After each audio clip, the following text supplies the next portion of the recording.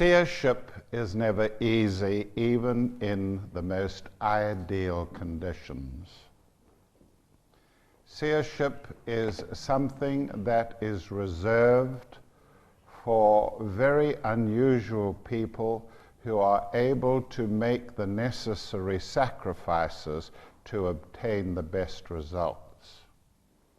Annie Besant and C.W. Leadbeater, in their day, did perhaps the most important research work that has ever been achieved in the field of clairvoyance and seership. They used to retire to the quietness of the Black Forest, and there they would pore over the matter of the elements in an endeavor to reconstruct the nature of their nuclei. C.W. Leadbeater, of course, as you know, had the capacity to project a small funnel of etheric material from a site between the eyebrows. And with this, he was able to look into the atoms which were under review. He was able to penetrate not only into the nucleus of a particular element, but he was able to describe the very tiniest particles, in brackets, quote, particles which made up the nuclei. The result of his work, of course, is famous in occult circles. His book, Occult Chemistry, has drawings in it of all the main elements, showing the way in which the elemental nuclei's energies produce designs and patterns. Now, I am not here tonight to go into that particular branch of research work. I merely want you to understand how difficult seership is. You have seen something of the conditions which present here merely in trying to obtain a public lecture on occult matters.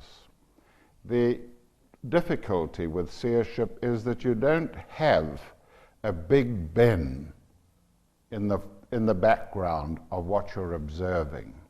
You don't have anything that can tell you exactly what time you are moving around in.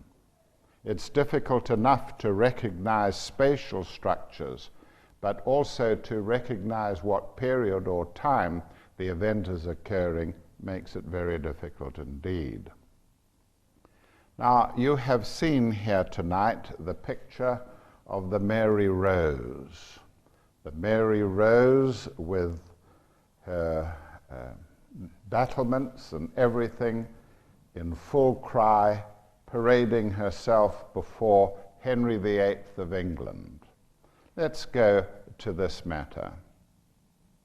There is, of course, a mystery about how this vessel sank on its first trip, never mind voyage, its first trip from the shipyards. It was in 1545 that the old King of England, Henry VIII, he was old, he was riddled with disease, he was huge, he had to be moved around by means of a crane. Isn't that an illustration of what I'm talking about? A creaking door. You have 10 or 15 staff here and nobody's got a 3-in-1 oil can to oil the door, the swing door. Henry VIII, yes. He was so huge from gluttony, they had to move him around with a small crane. He had everything. He had wealth, education, the adoration of his subjects. He spoke Latin, he read Greek, and so on. But sea power had yet to come. Sea power had yet to come. He could not yet challenge the might of Spain and her colonial empire, and he was desperate to do so. He tried without much success to build his fleet up. His latest joy was the brand new English-built vessel, the Mary Rose, trim with her guns pointing out of her side ports, a new innovation in naval history, guns pointing out from the side and not forward, her guns there pointing out from the side ports, and 100 and their retainers on board, and she was ready for review. At Portsmouth, where the review was to be, proud Henry took up his position with his court on the sea fortifications of Portsmouth. The Mary Rose came on, and the word had gone round on board that the king was on the battlements watching. And sure enough, there he was. The vessel came close in, all the men on board in their shining armor, with knights and arms crowded. They all came to the ship's edge to see the king, or perhaps to attract his attention in some way, for that was a great matter in England, to attract the attention of Henry VIII. It was a brave moment. The crew was cheering, and the crowded court on Portsmouth ramparts responded. And then, suddenly, the ship faltered, and before the horrified king and his court, the Mary Rose, pride of the fleet, capsized. And down it went with heavy loss of life. Practically no one was saved. The ship took most of its crew to the bottom. No reason for the disaster was ever given. Now, you do know that a few years ago, the wreck of the Mary Rose was raised to the surface and brought to shore, 450 years after the disaster. Many of us were fascinated by this story. I decided I would solve the question of what caused the ship to sink, for it is still not known, by looking deep into the Akashic Records. Records which lie in the outer periphery of the astral world, where they accumulate the whole history of our planet insofar as it relates to humanity.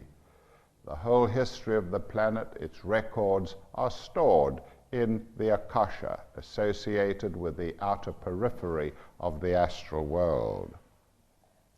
And so I set out bravely, not expecting too much success, to solve this problem of what had sunk this splendid new ship, the pride of the English fleet.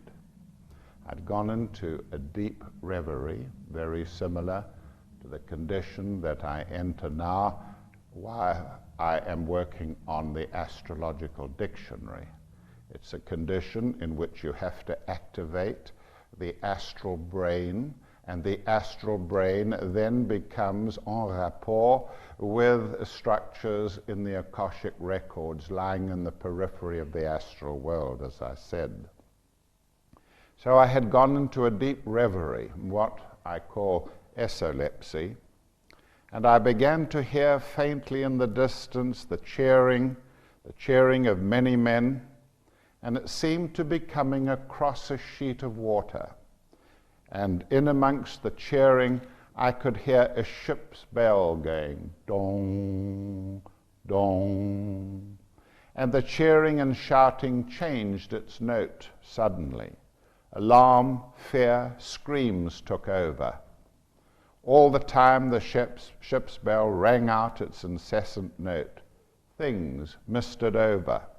I was back 450 years earlier. Things misted over. I was back 45 years. 45 years earlier in my own life. I had returned with 14,000 soldiers from the Middle East, the battlefields of the desert. And we had reached Durban in South Africa, and we were aboard a huge ship for those days, the 45,000-ton Nuwe Amsterdam. And we were all on this ship coming up towards the dockside, and there were our people, our folks, relatives we hadn't seen for years, during the war, and the boat came closer and closer. No one knew which side of the boat was going to dock against the dockside. And so we were in a chaotic condition on the ship, and suddenly it became known that the ship was going to dock on the right side. And so we all swarmed over to the edge of this immense ship, 14,000 men anxious to see their relatives.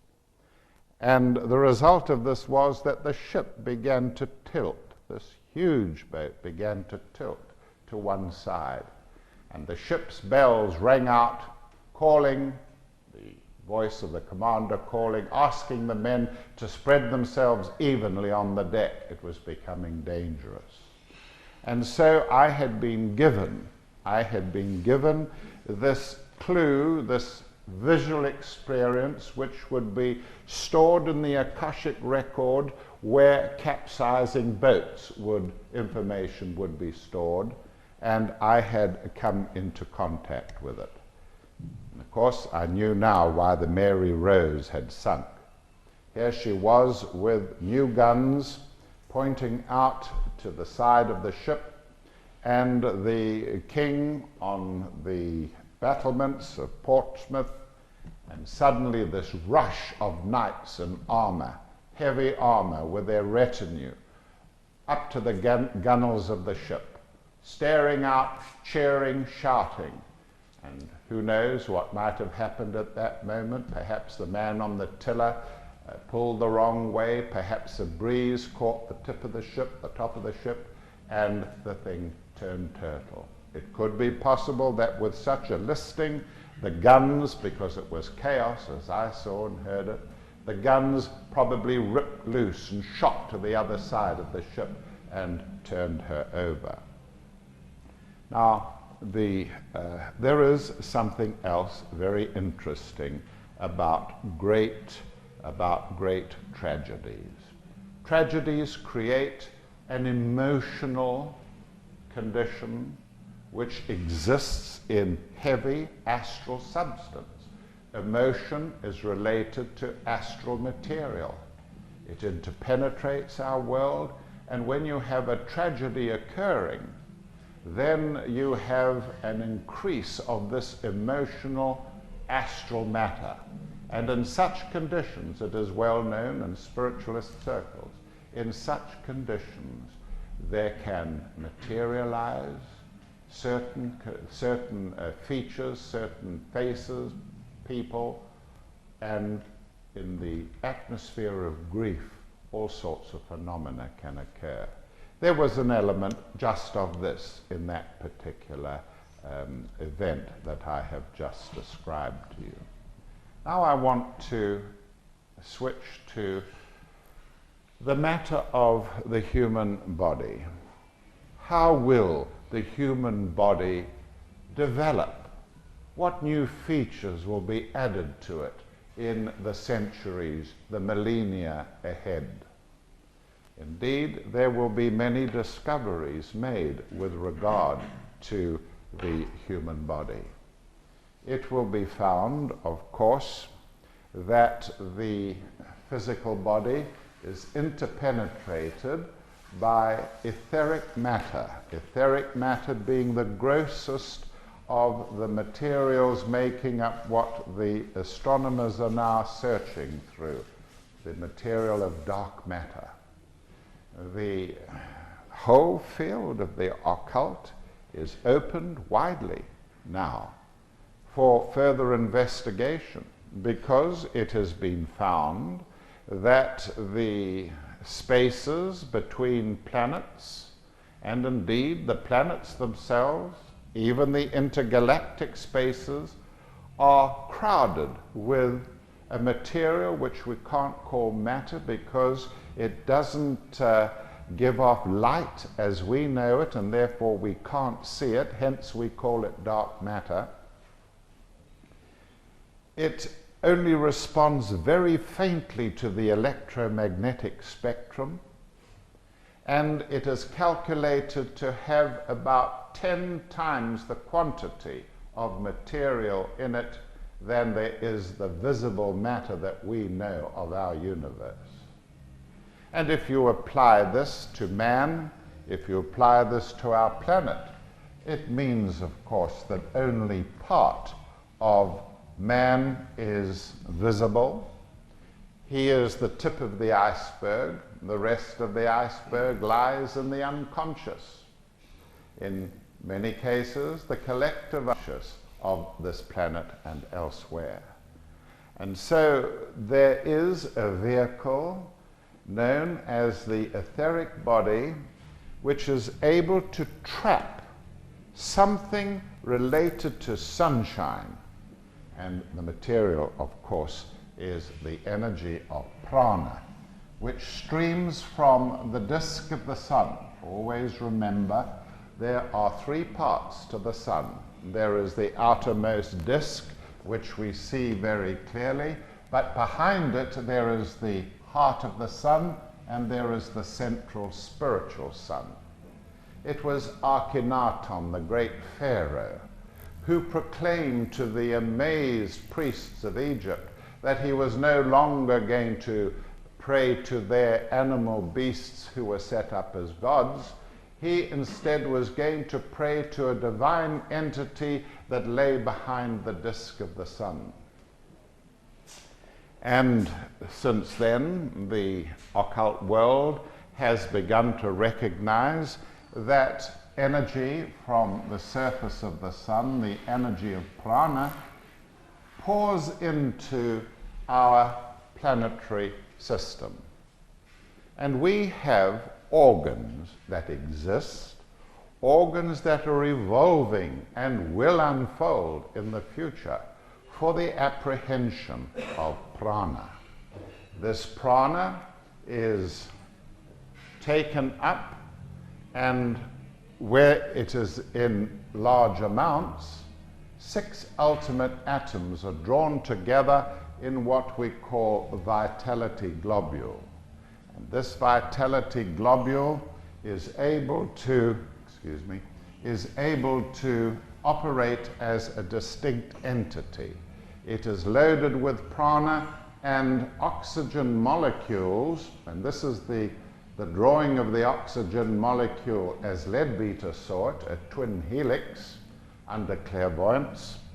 The oxygen molecule picks up these vitality globules, and when we breathe in, the lungs take in the oxygen of the atmosphere, and the prana is released into the nervous system.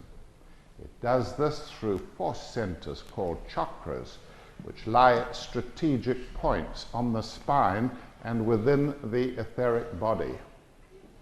And these chakras circulate this prana so that the nervous system can be vitalized by it. It is a great mystery that is going to be revealed.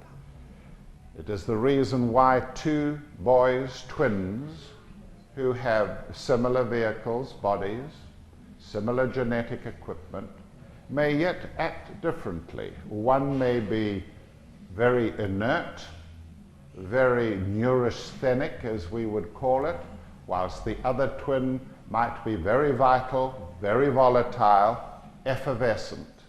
Why? What's the difference? The doctors would say, well, we can't see that there's any difference. Both of them are well enough. There's no organic dysfunction and so on. The difference is prana. One has access to prana and is able to establish a very vitalized nervous system, and the other has less access. All of this you may well know. What we're concerned with is the new discovery which Annie Besant first observed. The discovery that there is a cause for the beating of sensitive heart muscle.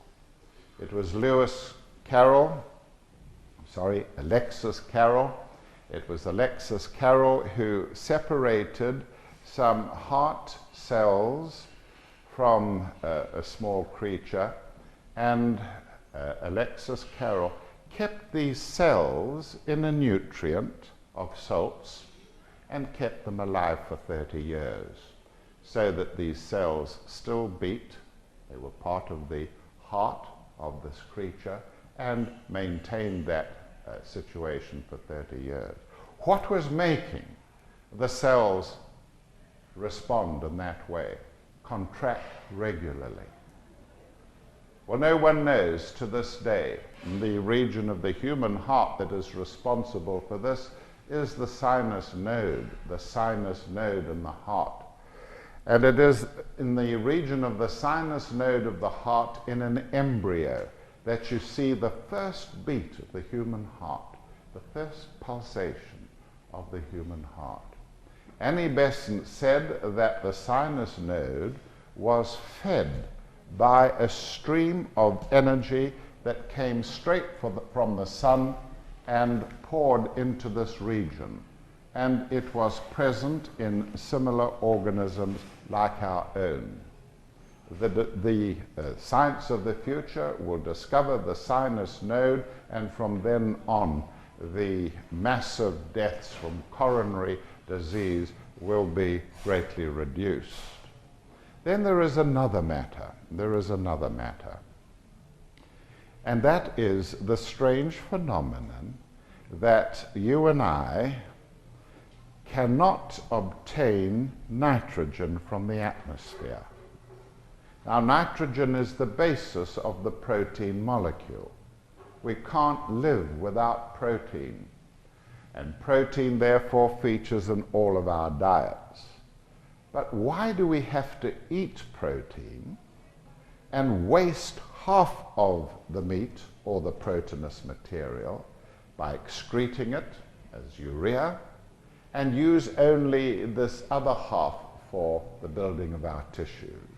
Why not obtain nitrogen from the atmosphere? It's in solution in the blood. And if the nitrogen is in solution in the blood, why can't the cells take it out and use it? Well, science says that this is not possible. However, we say that it is not only possible, but it does happen. That there are certain cells in the human body that extract nitrogen from the blood. Why would these cells do it? These cells do it because it is a natural phenomenon, but it is overlooked. It is overlooked by science. What cells in the human body take up nitrogen and use it? The answer is that the cells of the artery walls, take up nitrogen from the blood, which has obtained the nitrogen from the air in the lungs, and so the walls of the arteries take out nitrogen. Why do we not notice that? The amount of nitrogen is extremely tiny. If we take up a vegetarian diet, the amount of protein that we have available to us is diminished, and a certain organ of the body then causes a secretion of a hormone that makes the cells in the wall of the artery take up more nitrogen out of the blood. What is the organ? The organ is the pituitary gland. The pituitary gland lying in the midbrain, just above the roof of the mouth. And when we are short of nitrogen, that organ will secrete a hormone which will make the walls of the artery take nitrogen up. But the importance of this is not that matter, because we can get all the protein we want.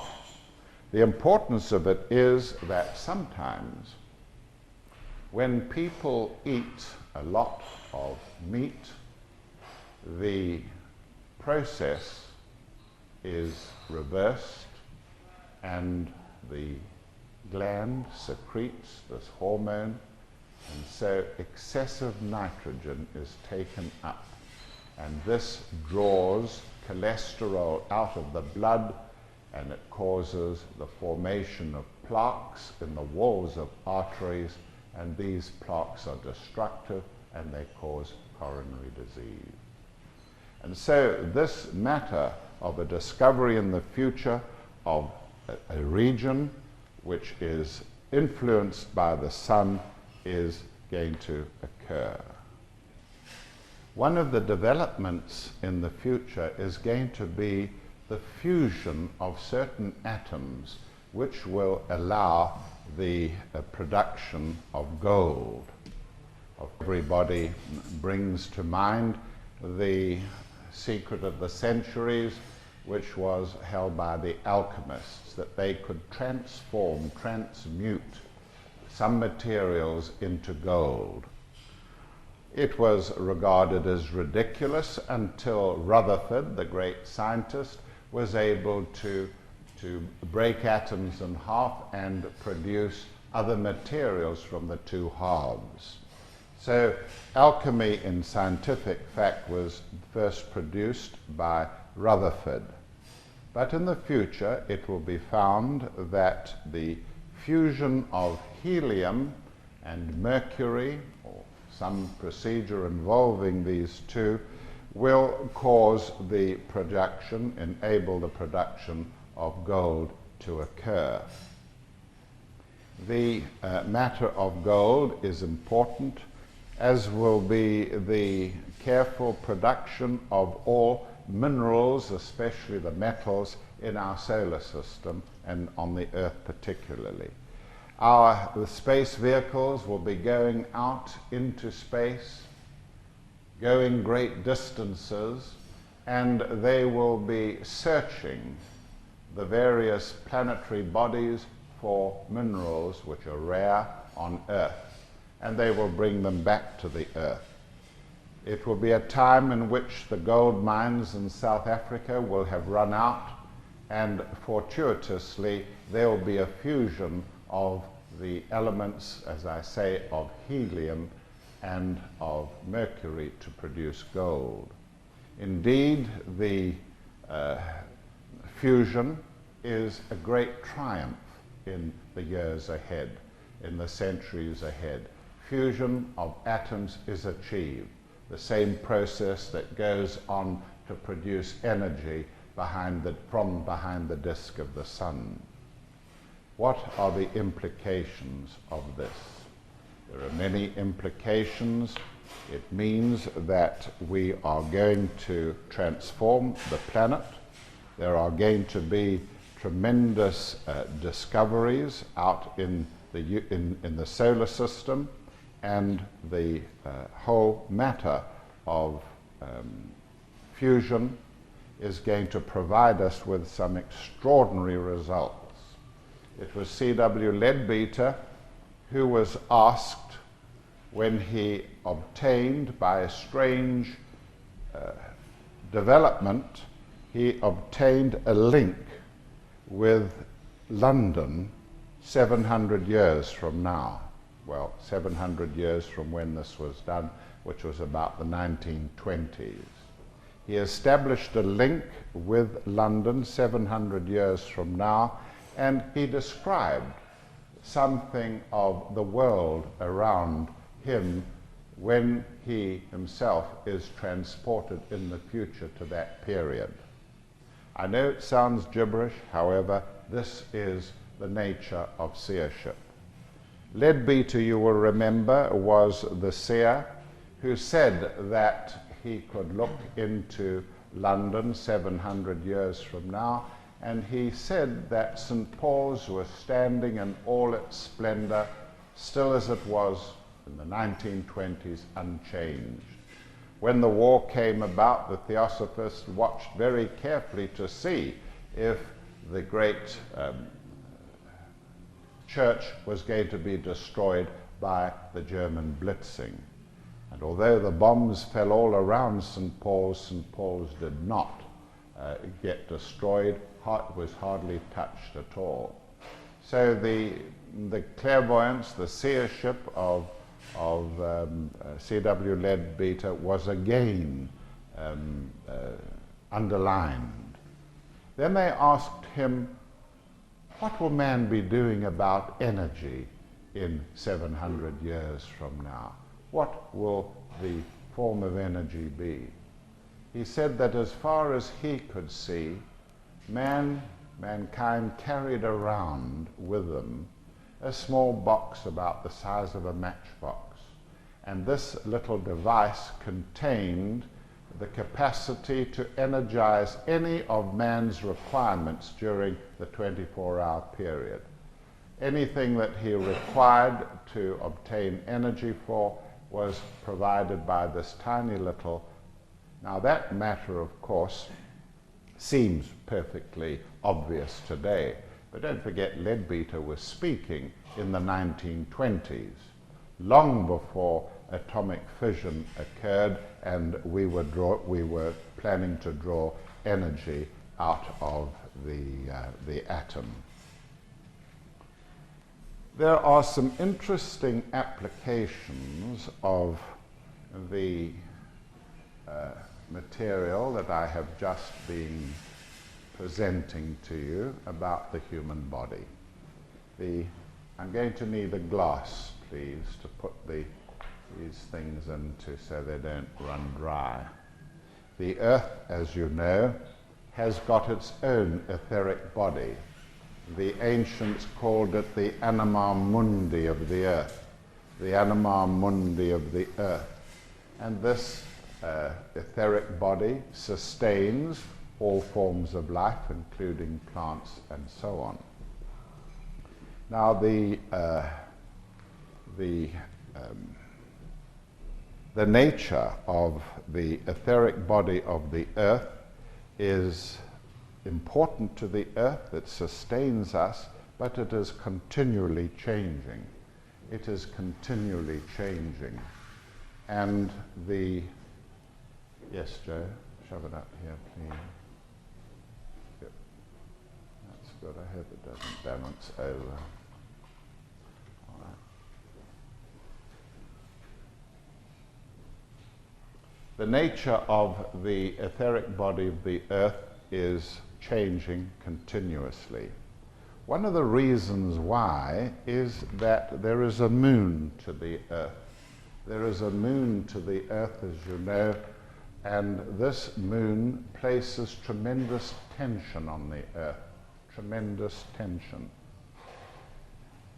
The analogy would be if you or I had a 2-pound weight on the end of a 30-foot rope and we were swinging it around us continuously. The pull on us would be similar to the pull of the moon on the Earth. We know that the moon produces tides, of course. We know that the moon affects the growth of plants, and we believe even the functioning of liquids inside the human body, especially in the end arteries of the brain. So the moon pulls on the Earth, and in the process of pulling on the Earth, they have developed various layers in the etheric body, graded, if you like, in terms of density, grossness, energy, containment, and so on. And just as man has got webs between his chakras in his etheric body, let us take an example of it. If you have a spinal column like that, and you have a chakra there like that, then between the chakras there are these webs. There's a chakra, there's another one. The energy of Kundalini comes up the spine constantly, and in between each of the chakras there is what we call an etheric web between the chakras. And these etheric webs, and in the astral body as well, astral webs between the astral chakras protect us. They protect us. We all know that if you open yourselves clairvoyantly, very rapidly, too rapidly, or if it is done through drugs, and especially alcohol, to produce delirium tremens, then there is an incursion of astral phenomena. Astral phenomena begin to beat in on the consciousness. And so these webs are very important to man's health. Some of the things that we do perforates these webs excessively.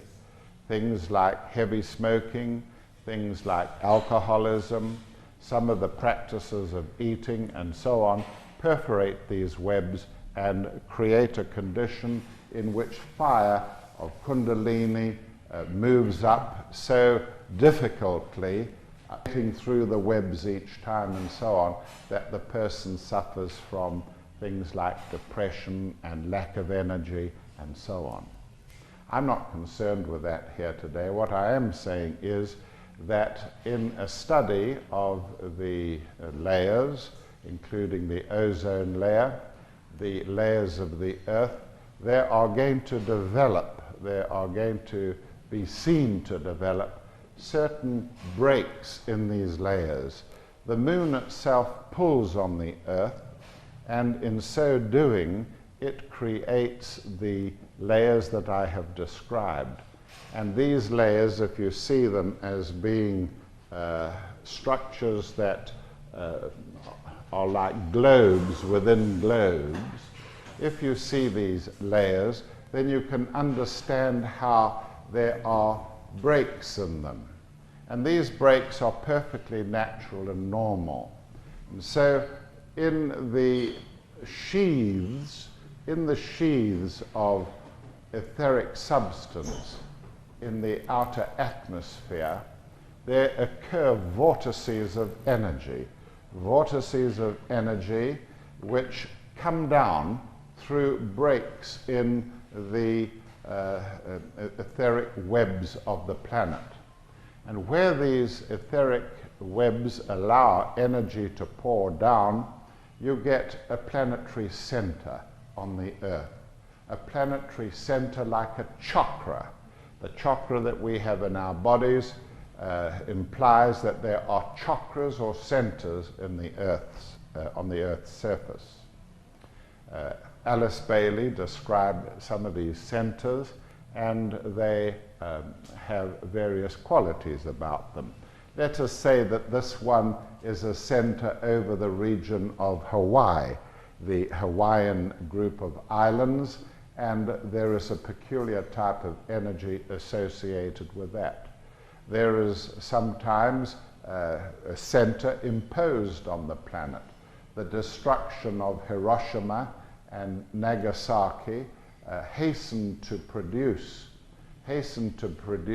a new chakra or center on the Earth, which is related to Japan and that area in particular. Now, when nuclear fission occurred, many of the layers that I'm talking about, the webs of the planet, were perforated and broken. And this was an important consideration long before the fission in bomb form threatened us politically.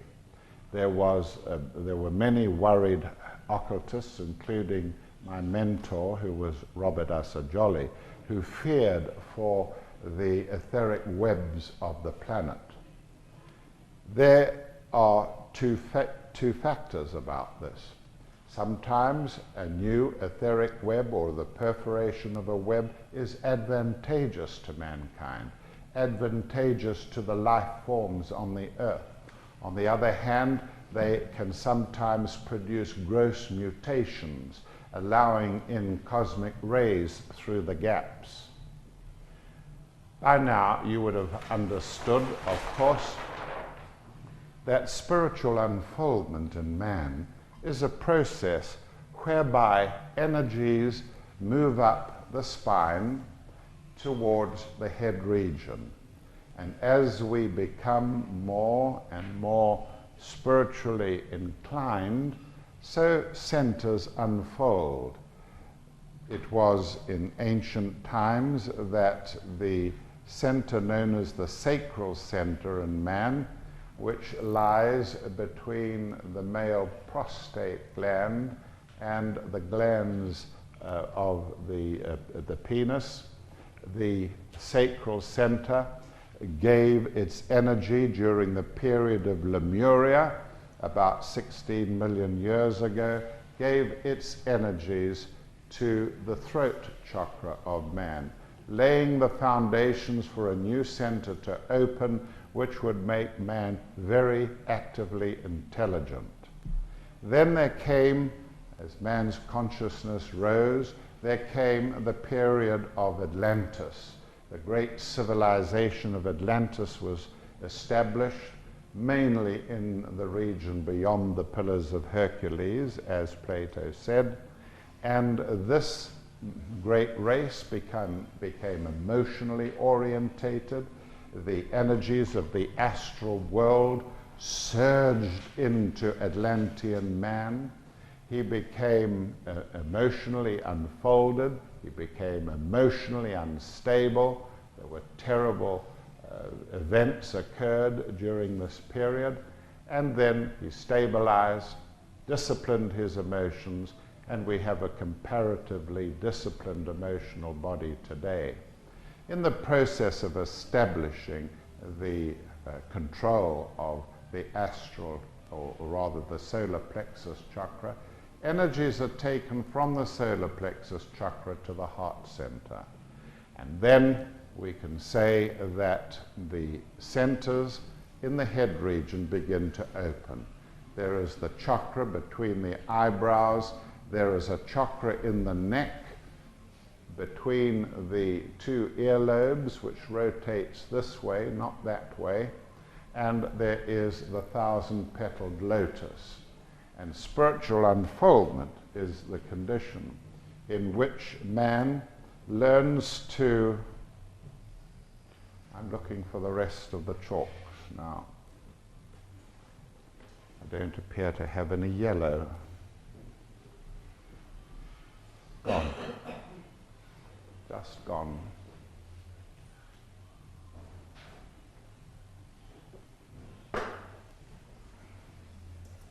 Anyway, the integration of three head centers produces a nimbus of yellow gold energy emitted from these three integrating structures in the head region.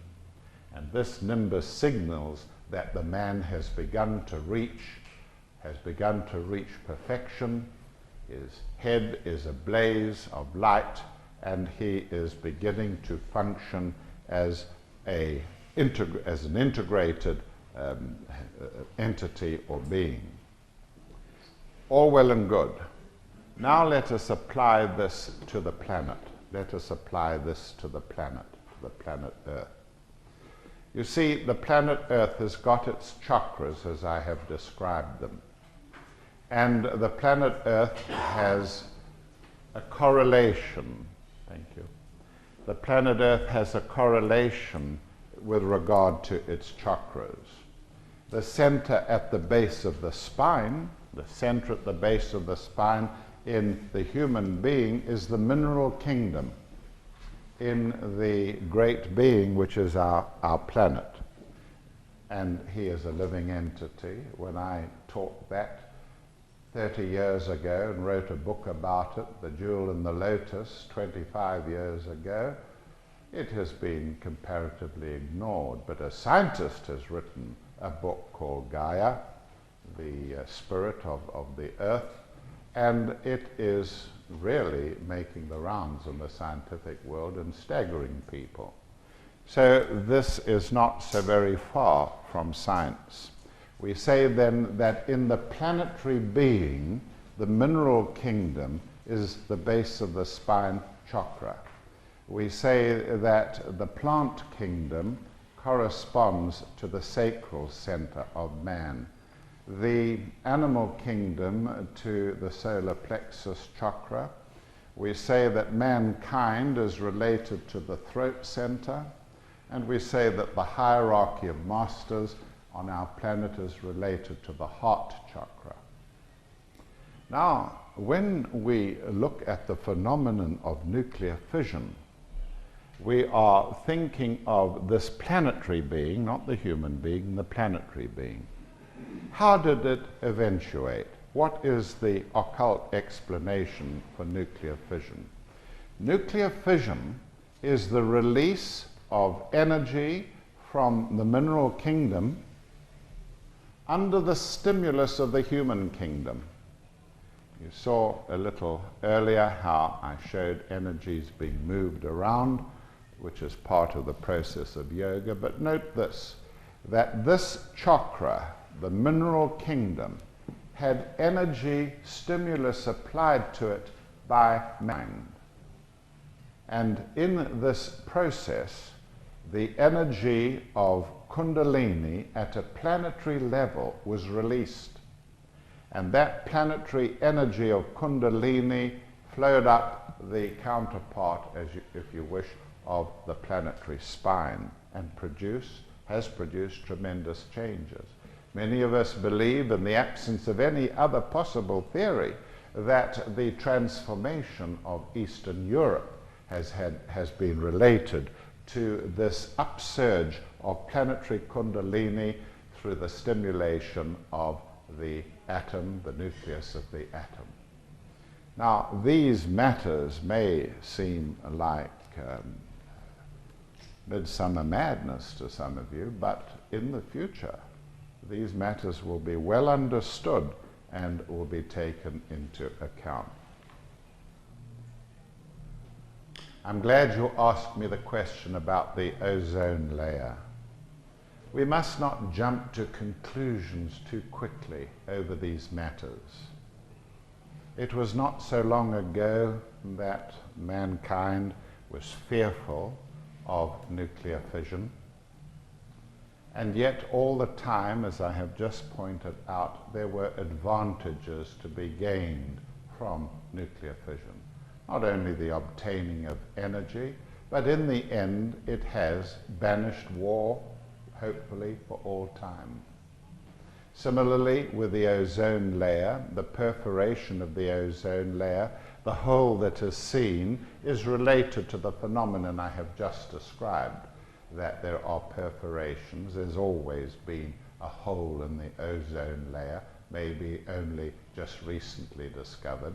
But I recall Admiral Byrd, who flew over the North Pole, talked about a great hole that extended deep into the earth and right into the sky, and so on.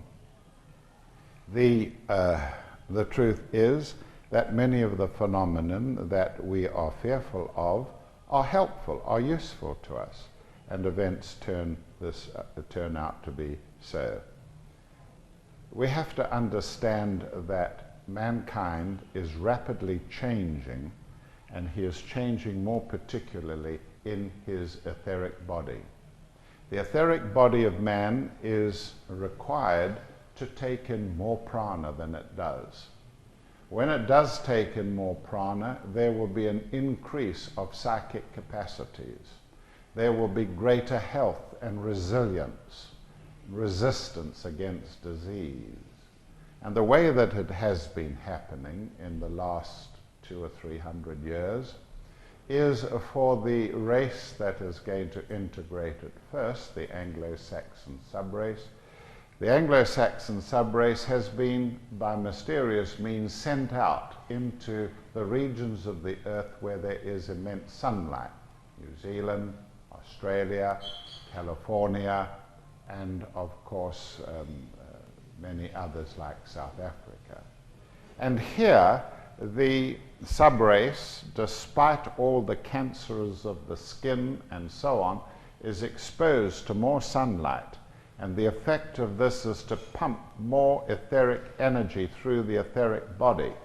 And the etheric body is becoming better equipped to carry that prana. And so that is a very necessary feature in the development of the race. Now, it may well be that the existence of a hole in the ozone layer will provide beneficial as well as mutating factors which are not beneficial. So we should not just rule that out. Thank you, Margaret. The question asked is whether the climate is indeed going to change, not only here in Britain, but throughout the Earth. And the indications are that there is going to be a great change in climate. There are many other factors that have not yet been taken into account with regard to things like the ozone layer and planetary warming. There is again the factor of the moon.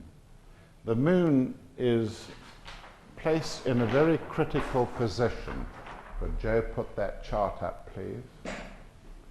The moon is placed in a very critical position with regard to the Earth.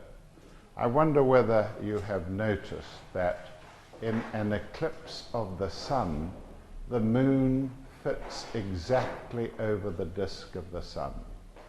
That's what I mean about it being very critical.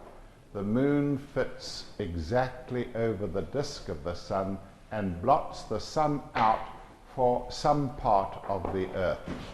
Some part of the Earth is blocked out in a solar eclipse.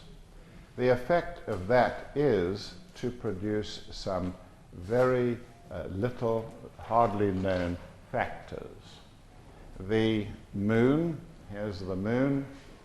The moon can block out the sun so that there is, as it were, part of the Earth which goes into shadow, and it can be a complete solar eclipse. Now this happens again and again throughout history, and the result of it is that somehow or the other the rays of the sun are not reaching the Earth continuously, that all over the Earth there are these regions where solar eclipses have occurred.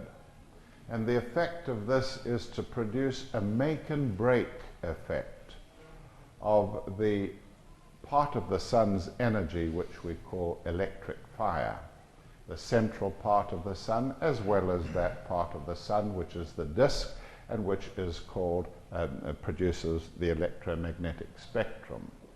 And so we have the effect of this being that there is a sort of geodesic dome of activities of the moon. And this dome exists, it actually exists in dark matter or subtle matter or etherico-astral matter. And the effect of this is to bring the life forces of the Earth into greater activity on the surface of the planet, and to make the surface of the planet more active than the center of it. And so there are these forces which are at play on the Earth. The other matter I wanted to talk about now is the matter of silence. Two things are going to become the target of attention of environmentalists more than anything else eventually. And they will be the attempt to remove salt from different parts of the planet as being the only way that the planet can accommodate and deal with its exploding population. And the other thing will be silence, the attempt to establish silent areas on the planet. The number of people who develop tinnitus, the hearing of noises in the head, will increase through various causes, the various things like computers and electronics and so on, is going to produce increase of tinnitus, the hearing of noises in the head. Now, the need for mankind to have some place where he can sit in silence is going to be increased tremendously. What will happen in the years ahead will be that there will be subterranean places where we can go down by lifts, or we can get admittance to them, And in these regions, it will be possible to spend periods in which we are absolutely silent. We have the chance to be silent, the chance to meditate, and so on. Many of you, I can assure you, many of you would be able to hear things like the voice of a master, very spiritual factors, if you could but sit in deep silence.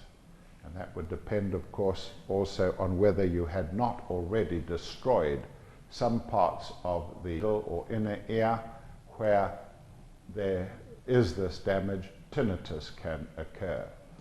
And it's no good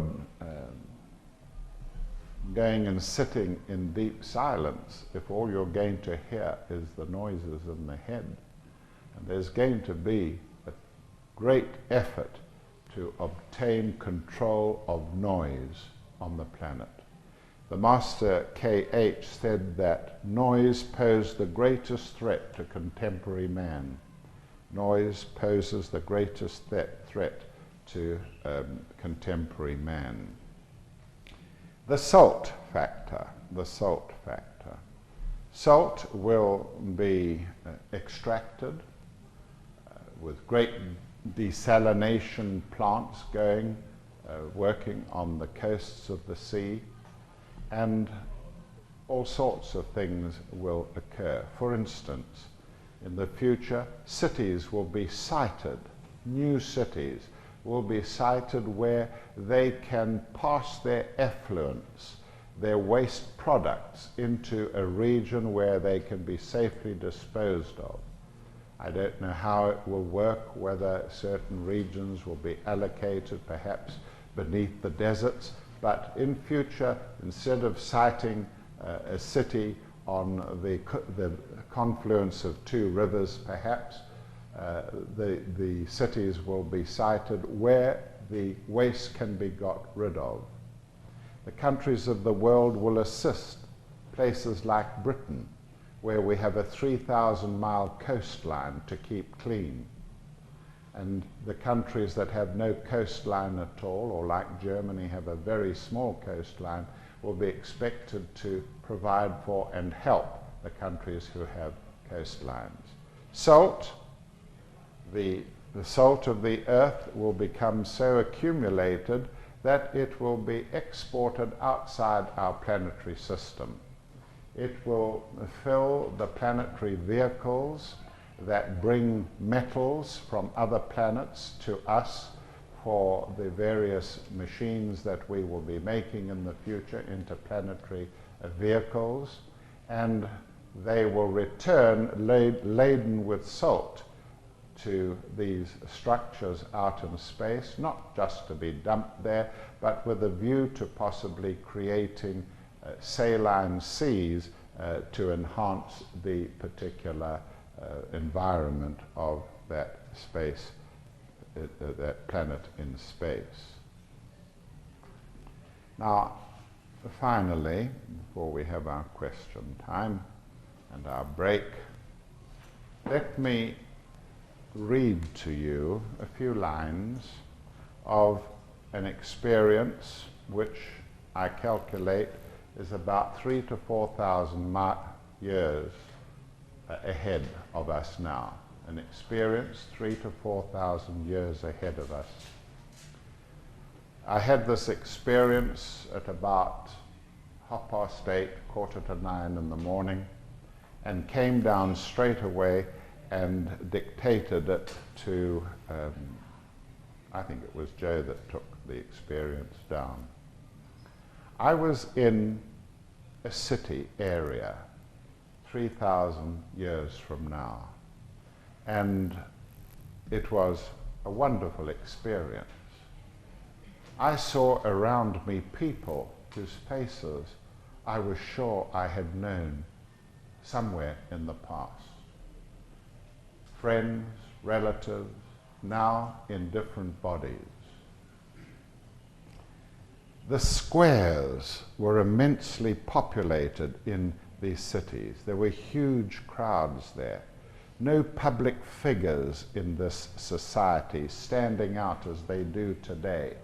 Everything that requires today public figures is catered for in this civilization in the future. There was no poverty anywhere. People were better educated. There were no threats to anyone or from the environment. There was practically no disease or illness at all. Very little work was done by this population. I was in the square and they were moving around me, and I walked some distance to get other views, and this is what the sort of thing that I experienced. Very little work was done. All the pressures that we know today have gone. People have lots of leisure, and they want to use the leisure creatively.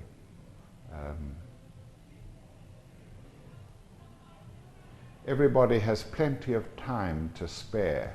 The commercial factor is practically gone.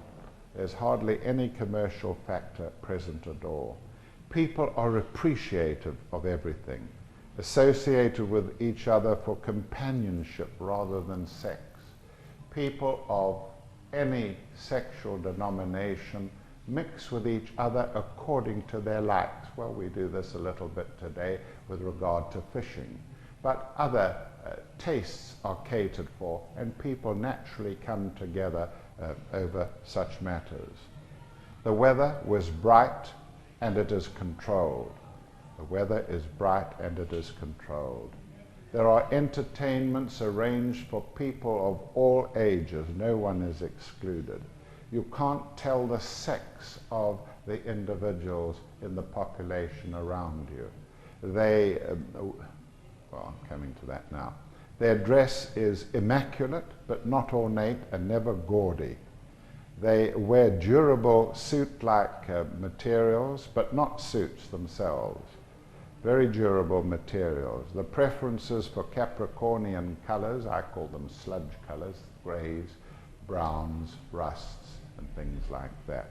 That's the preference that they have in their clothing. There are no beggars to be seen.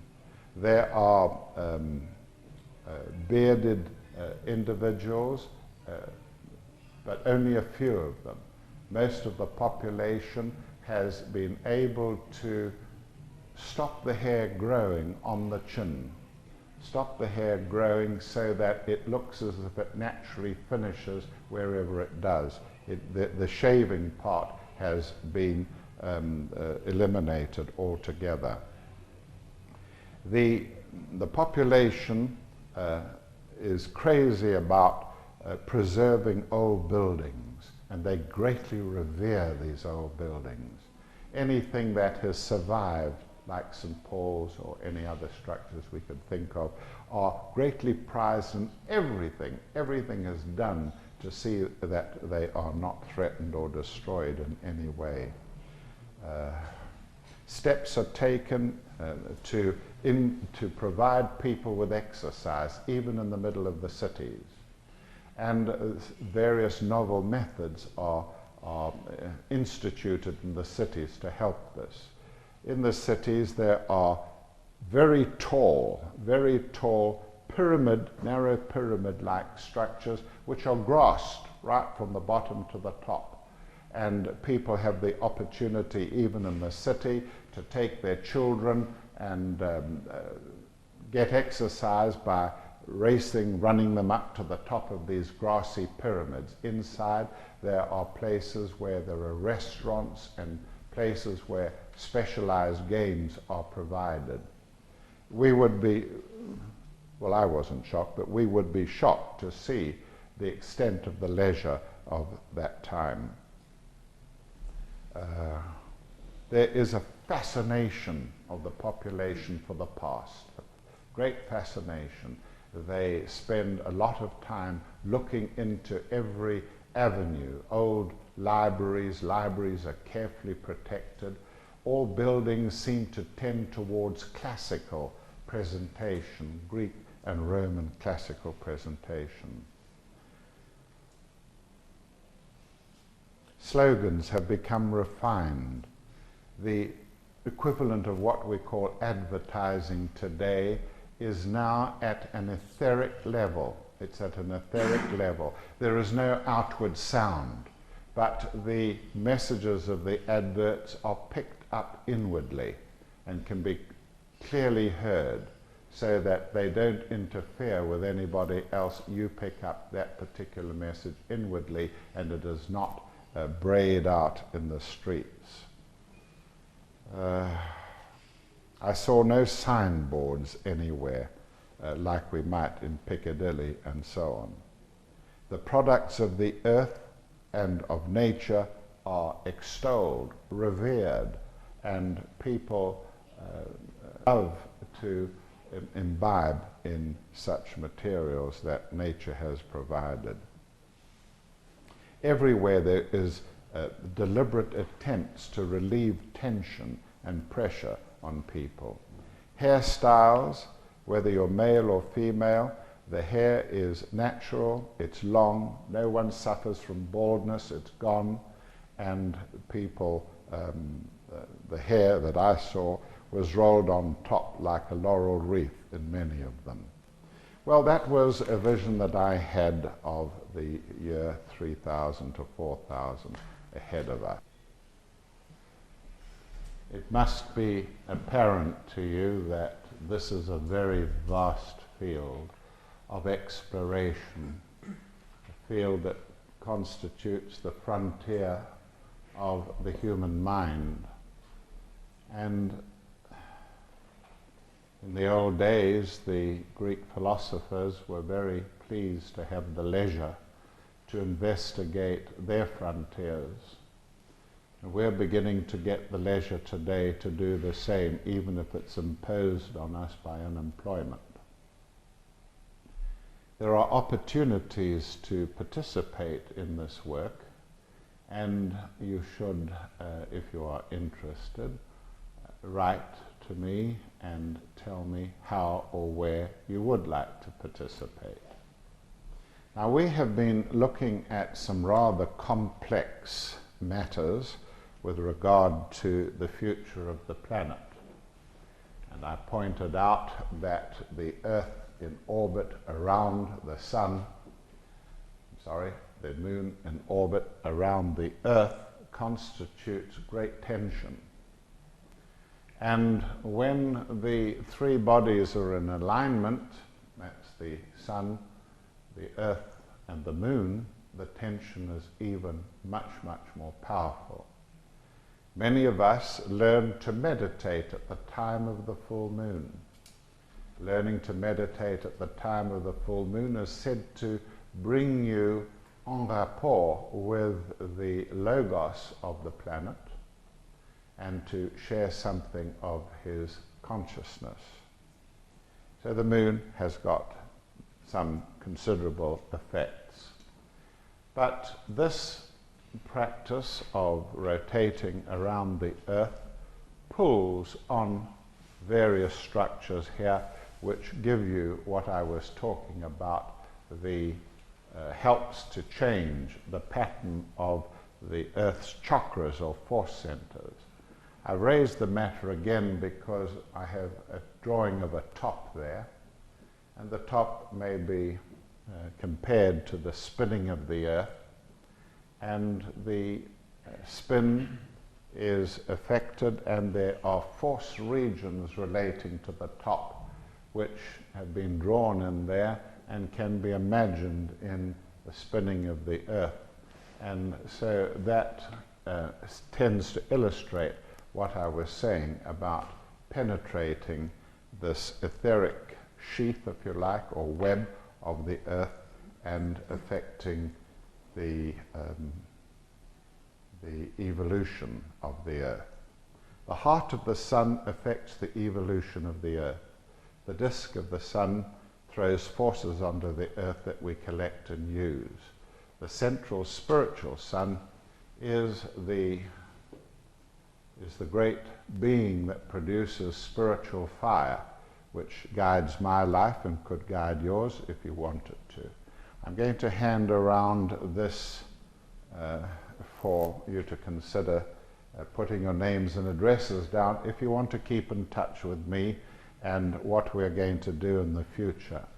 It's a very important time in the esoteric world, very important time indeed, because it marks the last 10 years of the bimillennium, the last 10 years of the 2000. And we have been assured that during this period coming ahead of us, that there will be another attempt to establish or to exteriorize the mysteries on earth. The mysteries are a set of disciplines and initiations and an accumulation of sacred knowledge which have been held through the centuries in different temples and by certain beings who we call initiates. The next 10 years is to see the establishment on earth of a group of masters. We have been told that they will walk amongst us, and indeed I know this to be true even now. The masters are able to reach us because for many years the astral world, which had been a sink of iniquity, has been greatly cleared by them and others who have had access to the astral world. And these masters are beginning to reach into the etheric world and from there materialize in physical bodies. One of these is the Master Jesus, who is in England at the moment. He is working along the lines of the first ray of will and power and the seventh ray of ceremonial order and magic.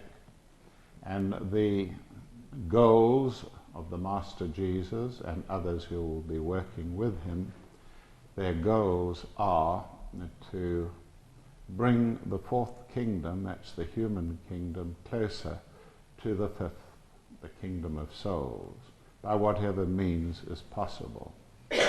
And their work now is becoming very patent, very obvious, and in the next 10 years you're going to see some very remarkable developments. We've already had a few John the Baptists appearing in different forms, and all of them have some validity about them. Things can change. One of the projects that I'm engaged in at the moment, and it is a greatly consuming one, is the establishment of a dictionary of 3 volumes initially, which will enable a person without any astrological background of significance to learn to practice the science of astrology over a period of about 10 days, consecutive days, or over several weeks or months if it suits them that way. The dictionary is the material in the main that I have been able to draw through from the great being who is Plato, and Plato has a particular approach to the subject of astrology which has been incorporated in this dictionary. By activating my astral brain, I have been able to bring vast amounts of material through, probably 6,000 pages altogether, which can be put into print sooner or later, very expensive indeed. So here we are on the brink of a new age, and all of you should be thinking, well, how can I help? What can I do? There are many things you can do, but you must look for yourselves, seek and ye shall find, and you should be open-minded to, or receptive to, the forces that are going to be let loose. When I talked about trying to obtain silence on the planet, there's another way you can do that, and it is by entering the silence. There is a barrier between this rowdy world and the world that lies within. And if you can cross that barrier in meditation, things like tinnitus and the noise of this planet cannot breach that barrier between the two worlds. You must learn to deal with both worlds effectively and not just go inwards. You must learn to work in this world and in the inner world as well. As I always say,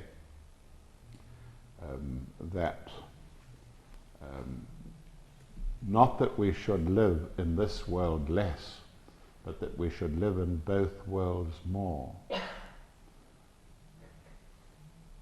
The opportunity now is for me to answer any questions which you might want to put to me.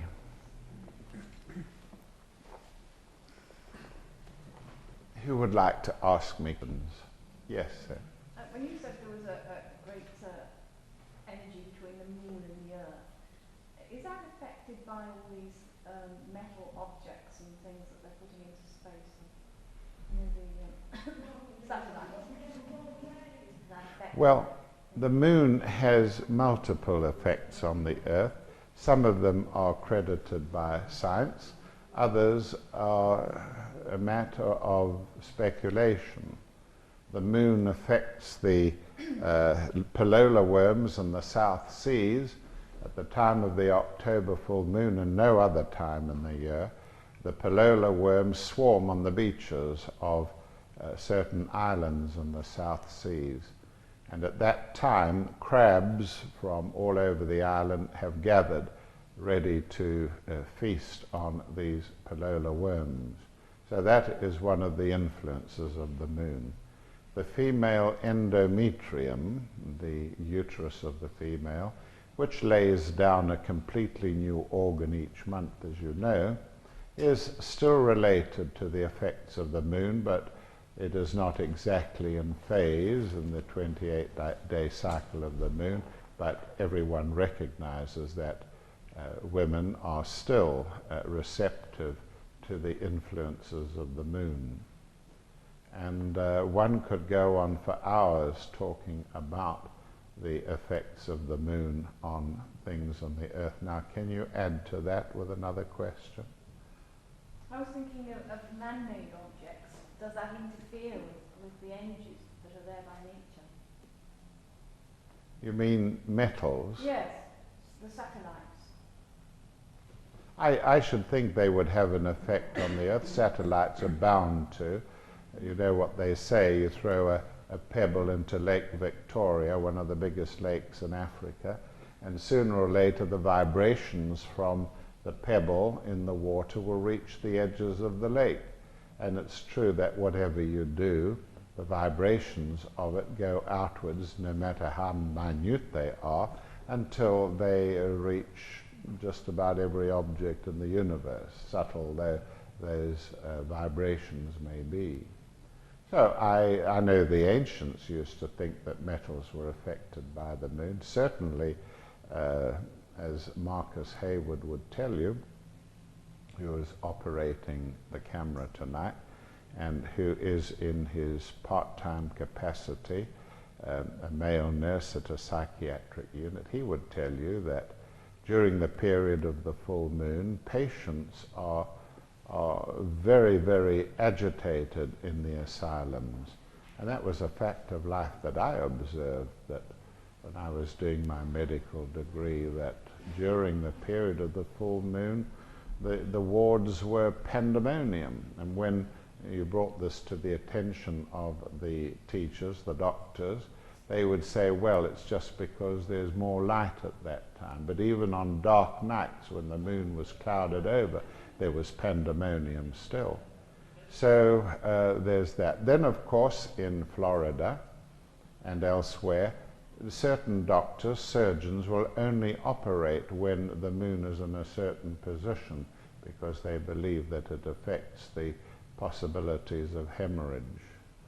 Now, hemorrhage of blood is mainly iron, I mean from the metal point of view, so that's the only link I can give you positively. Questions?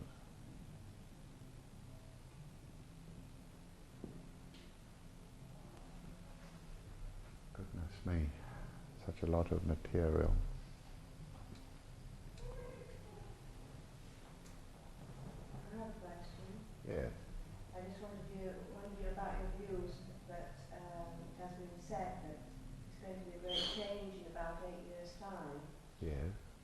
you believe that? I thought I just said that over the next 8 years is going to be a tremendous change, yeah. Is this to do with the earth tilting on its axis, do you go along with that theory? No, Yeah. no, no. I would say that the changes are coming because they have been forecast by masters of the wisdom, and it's the natural thing to expect that at the end of a millennium, or by millennium, 2,000 years, with a new age coming in very fast, there's bound to be such changes. Certainly it was true at the end of the last century. The Theosophical Society was formed, spiritualism became highly organized, and many other institutions were established to do with the occult, and that was all towards the end of the last century, and I think it's going to happen. Well, it has to a great extent happened. The preparatory work has been done. The churches are suitably alarmed by the fall in their attendance and by the growth of interest in the psychic sciences. If any of you went to the Festival of Mind and Body this year, you would have been staggered by the crowds that attended it. You could hardly move there. The halls were so packed. So yes, the changes are coming, but they're coming everywhere, aren't they? That's why this matter of trying to assess the future is very helpful to people who are far-sighted. Where will you be in your next life, do you think? What is your greatest need as an individual which would help strengthen your soul? Some people lack courage, some people can't bear to be alone, others, well, you must have one or two of these things yourself. And it's worthwhile thinking about what sort of life you will lead in the next incarnation. Question. How many here believe in reincarnation? See, the percentage is high here, but in the outside world it's about, if you put the question reasonably well, the number who believe in reincarnation in England is probably around 32 or 33%. And I think by the end of this 8 years, that'll be 50% or near. Question. Take hold of your lives. Take hold of your lives. Think about some of the things that I've said and what you may get from my books, and try and make a new start. Say, tomorrow is day 1. Tomorrow I'm going to start keeping a spiritual diary. A spiritual diary is one of the most important things. It's like a mountaineer climbing a mountain and bringing a rope with him as a safety measure. The same with the spiritual diary. The spiritual diary helps you to do many things. Many people, the Americans are much worse than the British, many people can't put a question. They have great difficulty in framing questions. Here you've got a person like myself after 40 years of investigating this field. None of you have got a question about your personal unfoldment. Is it true that most people have a spiritual healing ability?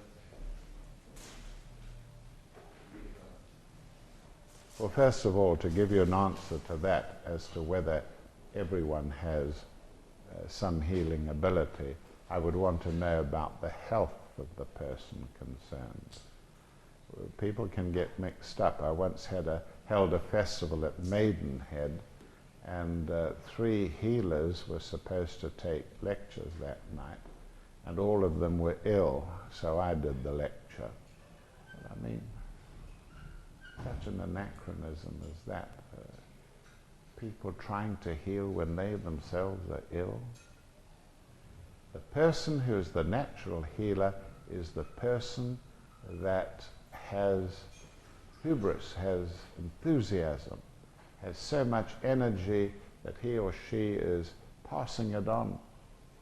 Just their attitudes can convey energy. The gods love individuals who are energetic. I don't mean running around like a blue-ass fly. I mean people who somehow or the other enthuse those around them, lift them out of their depression, fire them up with enthusiasm for spreading the true knowledge. The gods love that sort of person, and they will heal through them. If you've got energy, you can direct it. If you are very, very lacking in energy, and how can you tell? Very frequently, people can't talk properly there. They can't put any energy into their voices. I mean, that's just nonsense. Go out and onto a football ground and speak the speech, I pray thee, but pronounce it trippingly on the tongue. You must be able to command the energies that are in you so that you can direct them out from yourself. And you must know what you are. If you don't know what you are, you can't change what you are. Recognition of your values and your weaknesses is the first step to self-unfoldment. If you know what you are, you can change what you are, no matter how appalling it may seem. And you must be prepared to give up some of the things that bind you to Earth's diurnal frame, as we say. We're rolled around in Earth's diurnal frame. Night is imposed on us, day is imposed on us. Our work is imposed on us. This is imposed on us. We believe the newspapers. You've got to break that. You've got to begin to evolve yourselves by recognizing that you probably don't know very much, and what you do know is valueless. And start again. Yes, young man. I'm a twin, and I don't like being on my own. I always think, why am I on my own? I spend over 90% of my life on my own. If not, I go wandering to get to people. Is that a question? Mm. What is the question? When you say know yourself, how do I find that? How do you get to know yourself? For that particular question. You can't pick and choose. Everybody wants to pick and choose. They want the nice things out of the wisdom, and they don't want the nasty things. Nobody is prepared to give the time to affect his mind so that the mind can be concentrated for 12 seconds. Oh, they'll do everything else. They'll buy incense, they'll buy sandalwood, and they'll buy jasmine, and they'll buy colonic irrigation devices, and everything under the sun. They'll change their diet, they will sound mantras, but the most important thing of all is to learn to hold the mind steady so that it doesn't run off in all sorts of directions. And most of the problems that you will find you've got will be related to the inability of the individual to control his mind, to say, listen. And you know, the mind is an entity. The mind is an entity. And that entity gets its own way from the moment that you begin to take a few steps as a toddler. The mind is an entity, and it wants its own way. And it demands that you use your eyes, because the mind loves seeing things, hearing things, tasting things. And so long as you give it plenty of sensory experience, it's full of energy, it'll run all over the place. But if you want to control the mind, you must learn to shut down the senses. You must learn not to see. You must learn not to hear, to taste, to touch. That's what float tanks are all about. Dave, do you think you could bring me that close your eyes and you'll see clearly? The mind.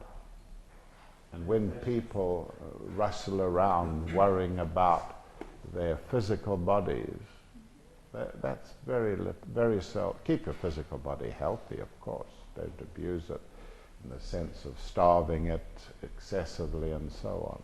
These things can be done. I've lost 55 pounds in the last 2 years in weight. I thought it would be awful to do, but it wasn't so difficult if you put your mind to it. If you put your mind to it. It's underneath the Om somewhere.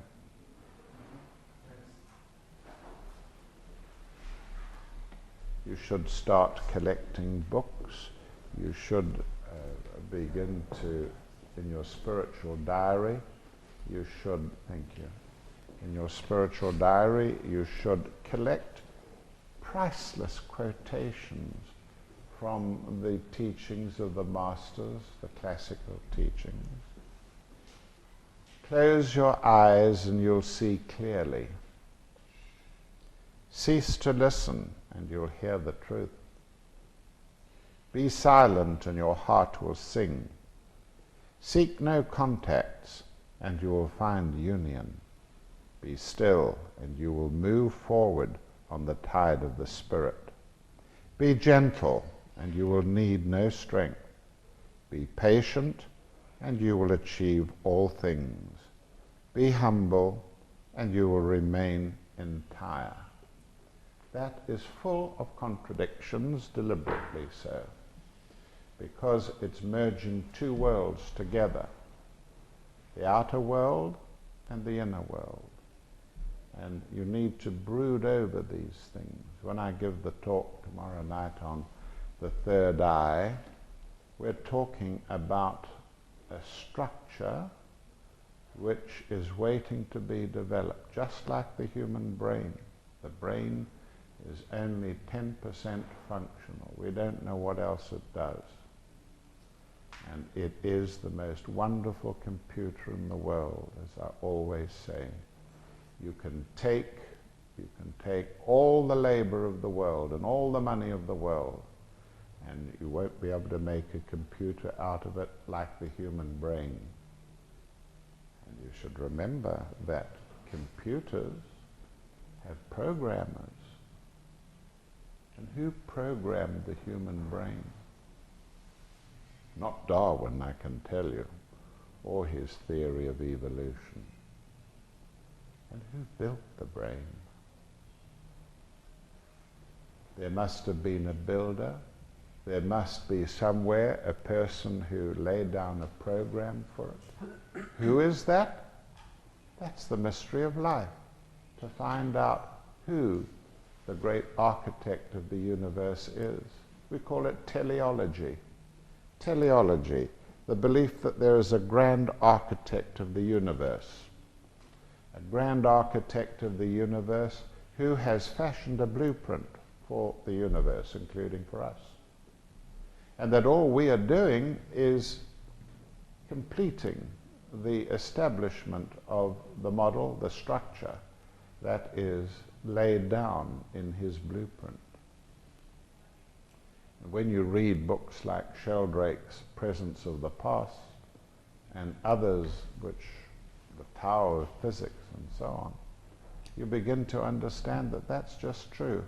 I was a little boy and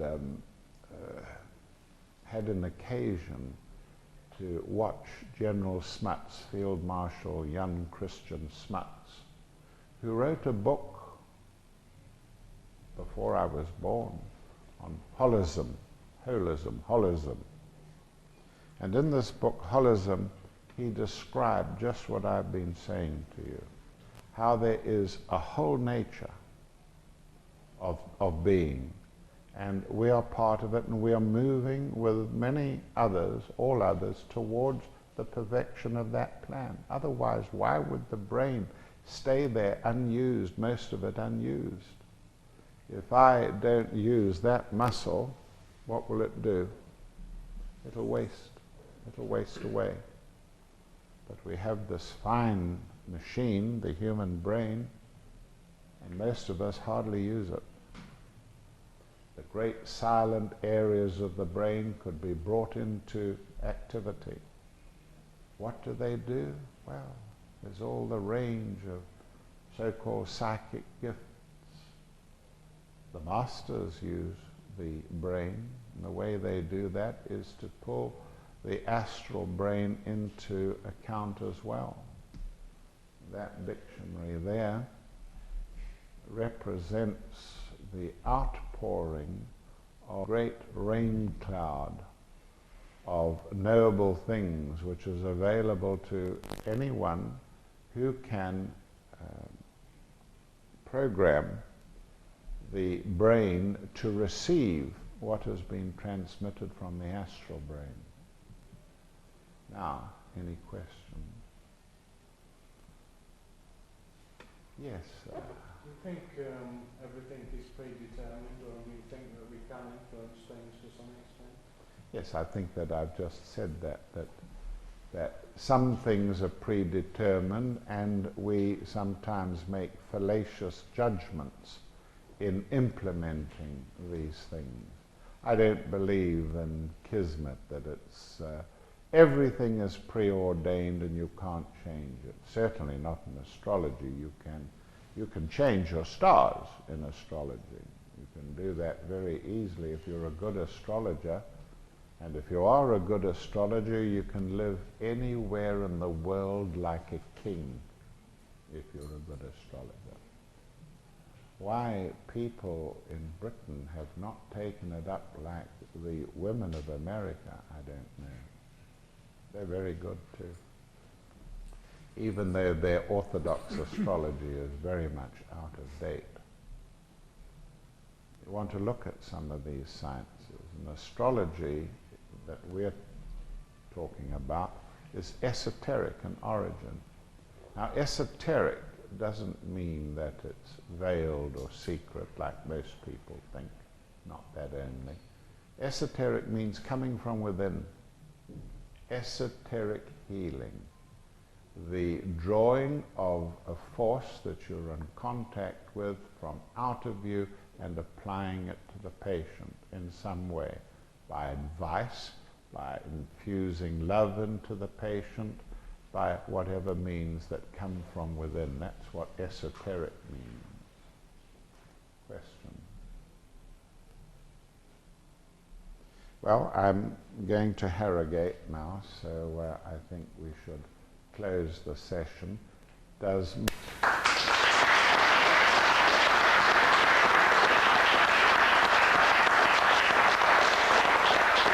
Thank you.